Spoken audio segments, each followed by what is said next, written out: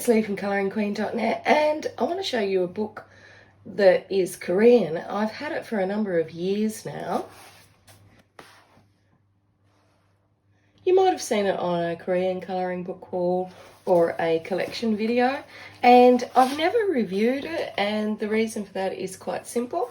Every time I went to review it, I could never fit it in camera frame because it was far too long when it's folded out. If you've seen it up against one of Joanna Basford's books there, that for me to pick it up in the camera frame. But I've got a new camera now, so let's give it a go. Now, it's got a lovely card cover on it. I have had this book for years. It's been in my shelf, and no smudges, no dirt, no damage. So, and I am not gentle with my books, so I'm saying that that's a very sturdy cover. So I'm just going to zoom out a little bit.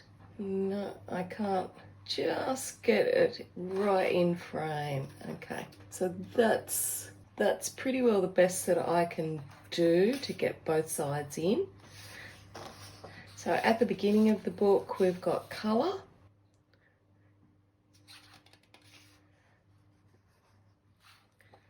And it gives you an idea of how you can layer up your pencils and colour them in. It looks like they're using Faber-Castell Polychromos as their pencils there.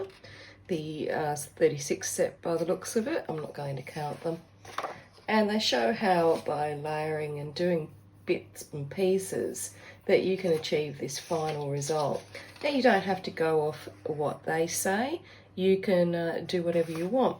Now, they're also indicating over here that you can also use watercolours as well, and which is great because a lot of people like to use watercolours in their colouring books.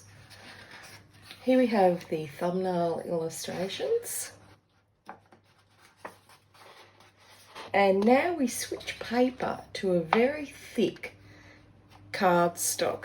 Now, this text is all in Korean, but you can use a scan and translate app if you wish to try and scan it, and it won't be 100% accurate, but you will get the gist of what it is that they're saying to you.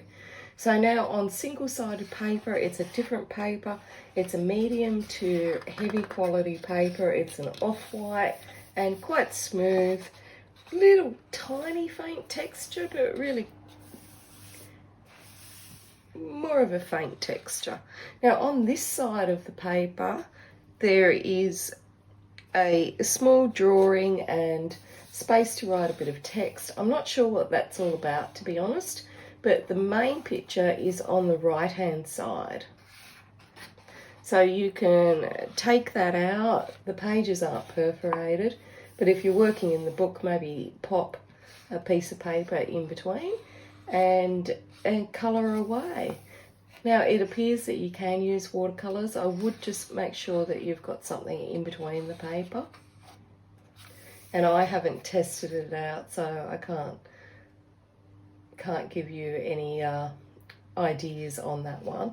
But like with all colouring books that aren't printed on watercolour paper specifically, just make sure you don't use too much water and you should be fine. There's a range of different scenes here. We've got all sorts of things, and they're quite sweet, some of them, and they really sort of reflect, I think, a bit of domestic life.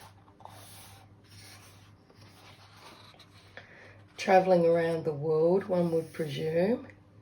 Going to wonderful Paris. So as you can see, the illustrations have been printed both landscape and portrait style.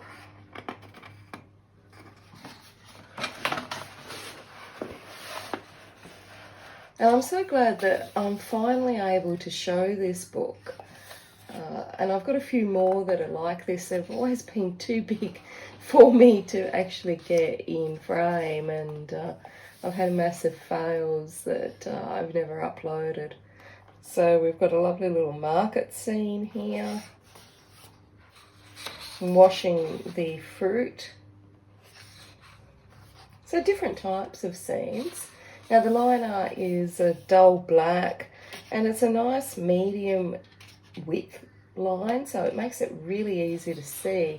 And a lot of these large spaces and elements are going to be really great if you don't like fiddly bits and you like images with large open spaces on them to make it easier to colour.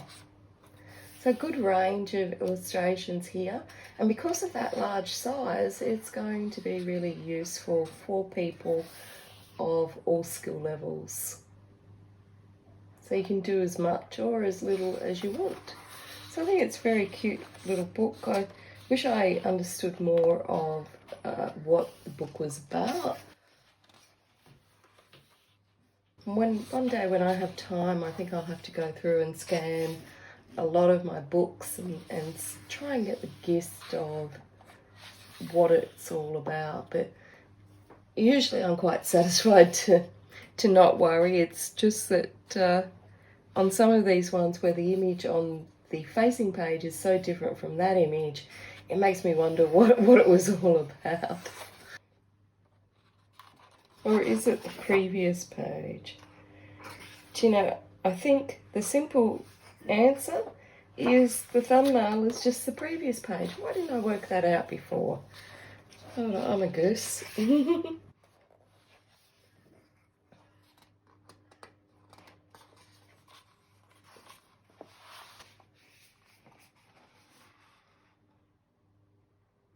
That's actually quite handy, having that little thumbnail of the previous page, because that's the back and then you get to see what it's like in a smaller form before you actually coloured it in, if anyone ever asks you what it looked like. That's quite nifty.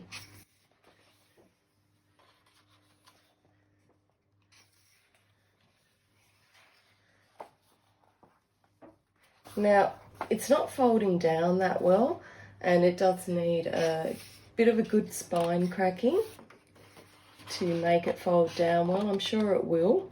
And on all of the pages, although they're not perforated, there's a little cutting guide along each side. And they've all been positioned so that you're not colouring up in the ditch here, and that you can cut along the little cutting guide. So if you wanted to frame the pictures or give them away, or even share pages with a friend, you can cut it out.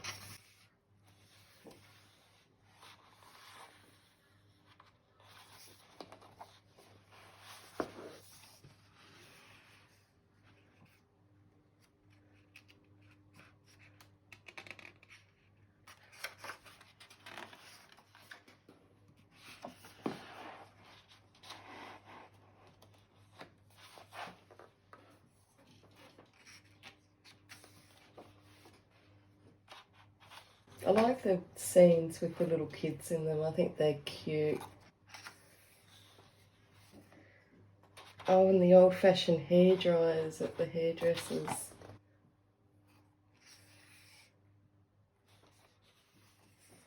Well, this is a busy scene. It's got a lot of people in this one.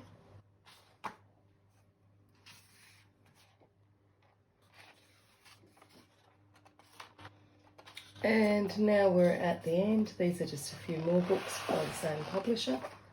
And we've got the back page there. So that's it for our gorgeous Korean colouring book. I'll just show you that sizing again. The links, as usual, to buy it are below the video. And until next time, stay safe and happy colouring.